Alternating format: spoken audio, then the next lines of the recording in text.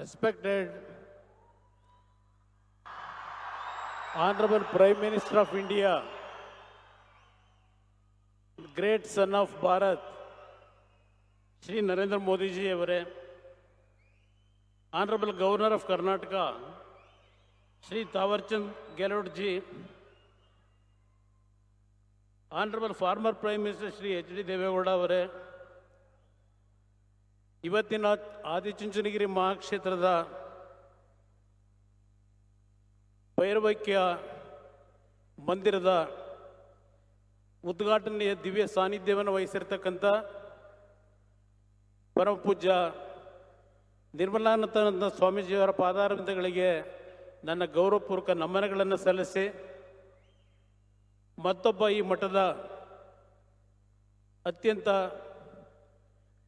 ಶ್ರೇಯಸ್ಸಿಗೆ ಕಾರಣಕರ್ತರಾಗಿರ್ತಕ್ಕಂಥ ನಮ್ಮ ರಾಜ್ಕೋಟಿಂದ ಪ್ರತಿನಿತ್ಯ ಈ ಒಂದು ಮಠಕ್ಕೆ ಶ್ರೇಯಸ್ಸನ್ನು ಕೋರ್ತಕ್ಕಂಥ ಶ್ರೀ ಪರಮಾನಂದ ಸ್ವಾಮೀಜಿಯವರಾಗೂ ನನ್ನ ಭಕ್ತಿಪೂರ್ವಕ ನಮನಗಳು.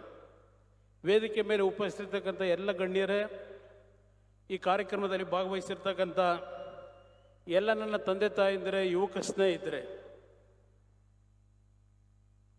it is a moment of immense pride and spiritual significance to stand on this sacred land of Adichunchanagiri Mutt, a place that has long been a beacon of faith, service and social upliftment.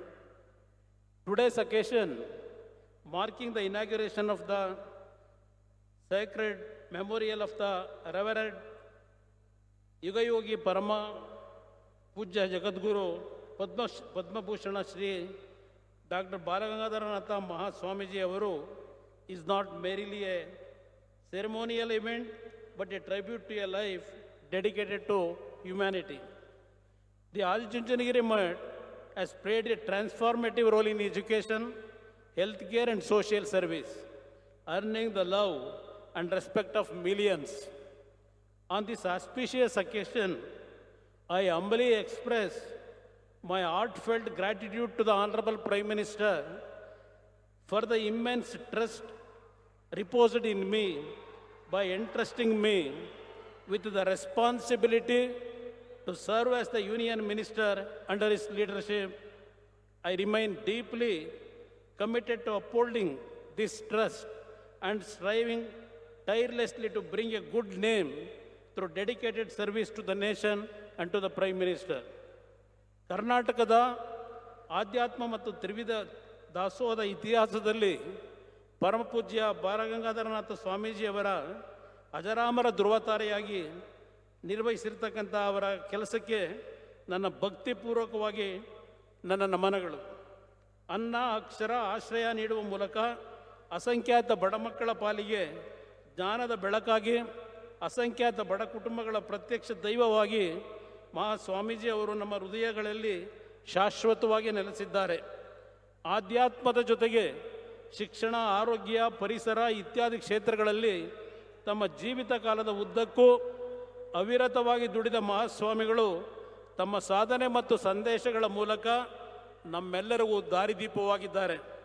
ಸಣ್ಣ ಮಠವಾಗಿದ್ದ ಶ್ರೀ ಆದಿಚುಂಚನಗಿರಿ ಕ್ಷೇತ್ರವನ್ನು ಜಾಗತಿಕ ಶ್ರದ್ಧಾ ಕೇಂದ್ರವನ್ನಾಗಿ ಬೆಳೆಸಿ ಮಹಾವೃಕ್ಷವನ್ನಾಗಿ ರೂಪಿಸಿದ 71ನೇ ಪೀಠಾಧ್ಯಕ್ಷರಾದ ಶ್ರೀ ಬಾಲಗಂಗಾಧರ ಸ್ವಾಮೀಜಿಯವರು ಅವರ ಭೈರವೈಕ್ಯ ಮಂದಿರವನ್ನು ಲೋಕಾರ್ಪಣೆ ಮಾಡುವ ಈ ಪರಮ ಪುಣ್ಯ ಕಾರ್ಯಕ್ರಮಕ್ಕೆ ಆಗಮಿಸಿರುವ ಗೌರವಾನ್ವಿತ ಪ್ರಧಾನಮಂತ್ರಿಗಳು ಹಾಗೂ ಜಗತ್ತಿನ ಶ್ರೇಷ್ಠ ನಾಯಕರಾದ ಶ್ರೀ ನರೇಂದ್ರ ಮೋದಿ ಅವರಿಗೆ ತುಂಬು ಹೃದಯದ ಧನ್ಯವಾದಗಳನ್ನು ಅರ್ಪಿಸುತ್ತೇನೆ.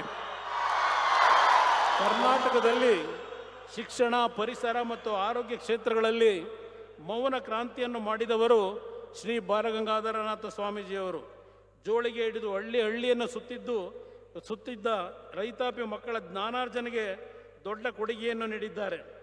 As we gather here in the divine presence of this Sacred institution under the spiritual guidance of Shri doctor Nirmalanandanatha Swamiji, let us draw inspiration from the noble legacy of Sri Dr. Balagangadharanatha Swami and enduring values upheld by the Adichunchanagiri Mutt. Honorable Prime Minister Shri Narendra Modi ji ಅವರೇ, Your leadership is not merely admired, but deeply felt in the hearts of millions across this nation. Your unwavering commitment, tireless dedication, and visionary governance have earned you the profound love and trust of the people of India. In your leadership, the nation sees strength, compassion, and a relentless pursuit of progress. As we dedicate this sacred memorial, may it stand as a guiding light for generations to come, reminding us of the power of service, spirituality, and unity. Let us all resolve to carry forward this legacy with sincerity and purpose in the true spirit of this holy land. Thank you. Jai Hind, Jai Karnataka.